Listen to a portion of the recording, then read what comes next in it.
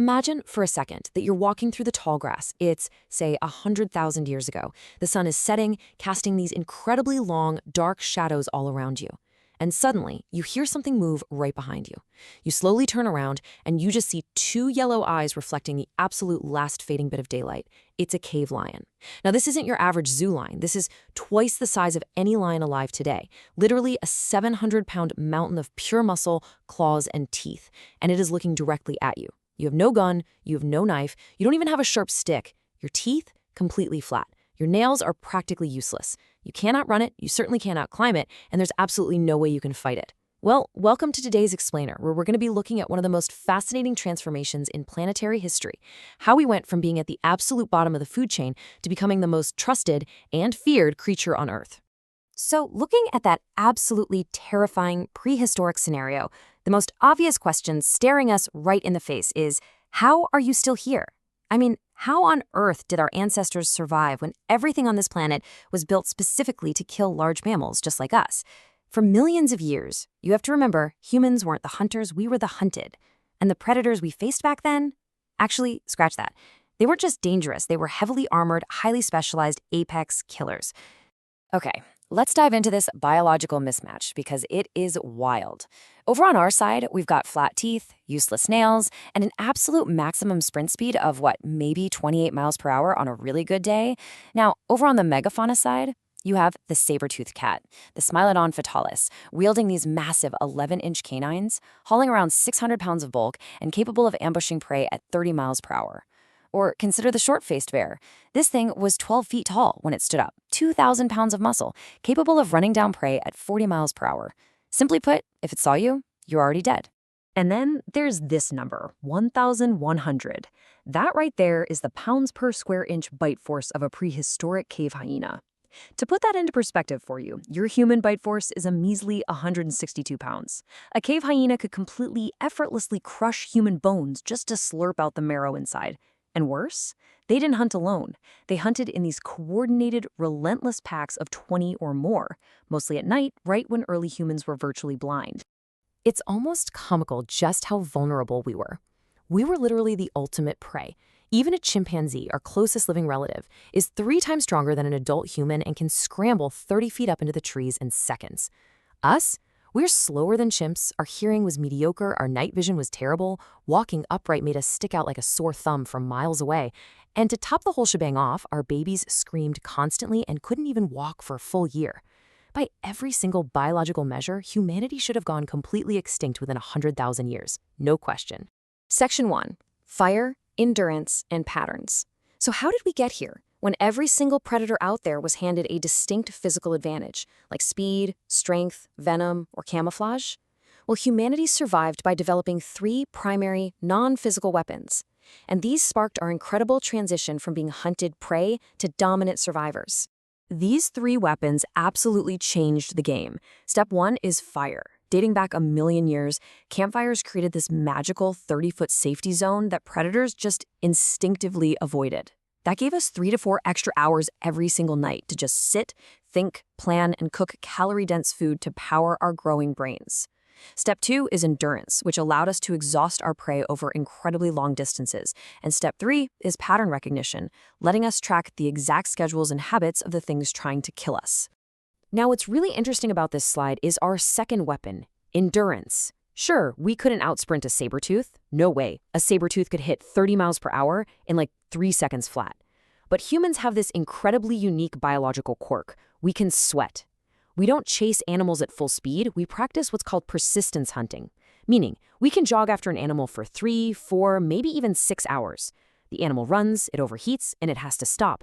Because it literally can't cool down while it's moving, it eventually just collapses from heat stroke. We literally just walked our prey to death. And while we were walking, we were watching. Human brains evolved to see patterns absolutely everywhere. A broken twig meant something walked right here.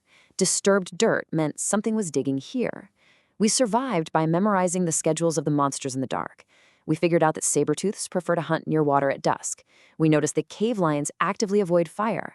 We watched, we remembered, and most importantly, we taught these life-saving patterns to the next generation. Which brings us to Section 2, the power of caring. Because honestly, fire, running, and recognizing tracks, That only got us so far. To truly conquer a world completely full of apex predators, humanity needed to deploy a secret weapon: deep social cooperation and empathy. Think about this. Back in 2001, archaeologists made a staggering discovery in Georgia. They found a human ancestor's skull, dating back 1.8 million years. But this wasn't just any regular old skull. It belonged to an elder who had lost absolutely all of their teeth years before they actually died. I mean, pause and think about that. Without teeth, you can't process raw food, you can't chew meat, yet this person somehow survived for years. Why? Because someone else in their pack was actively chewing their food for them, or taking the time to cook it soft enough so they could eat. And this brilliantly illustrates what truly separated us from the beasts. A lion with no teeth dies. A human with no teeth gets taken care of. We didn't just cooperate on a hunt, we actually genuinely cared for our vulnerable members. We strategized in packs with clearly defined roles, like you drive the animal, I'll wait over here with a spear. We communicated incredibly complex plans. This empathy and this tight-knit structure, that made our packs infinitely more lethal and resilient than any random group of instinct-driven wolves. Over hundreds of thousands of years, our adaptability just rapidly changed the entire face of the planet. From mastering fire a million years ago to crafting these aerodynamic wooden throwing spears 400,000 years ago, we basically stopped running and started hunting. And then, around 50,000 years ago, we migrated out of Africa.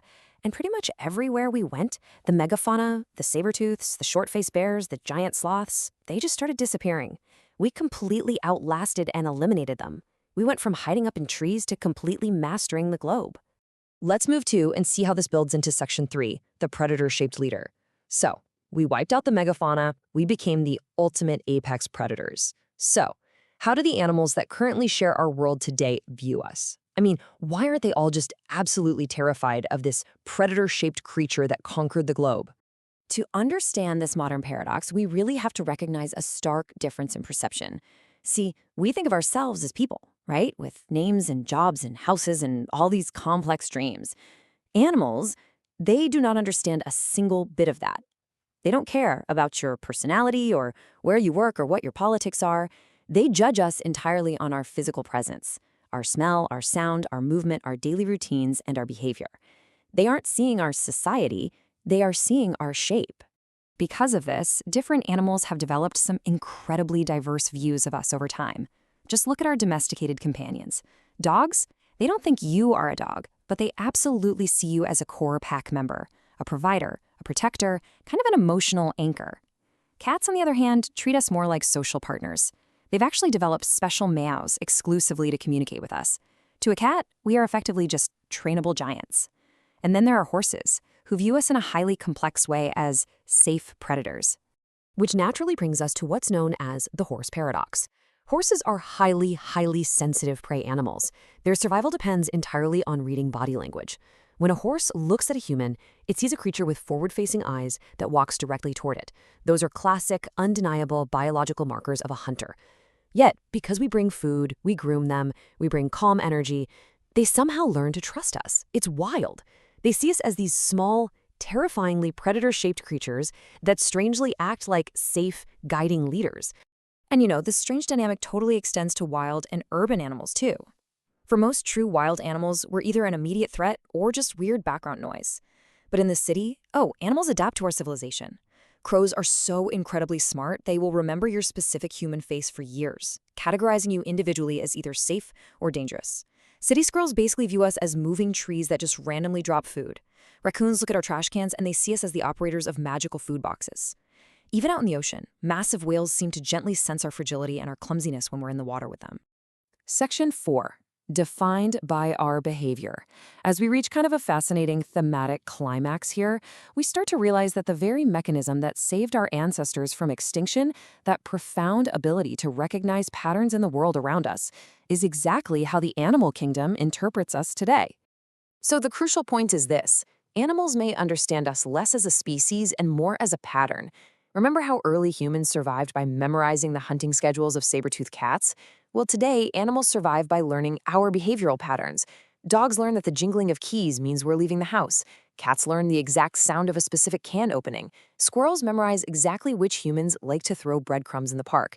To animals, we aren't really a singular species. We're a collection of habits. We are what we consistently do. Which leaves us with this final, somewhat provocative thought to consider the next time you step outside. The animals all around you. They aren't marveling at your career or your intellect or your big brain.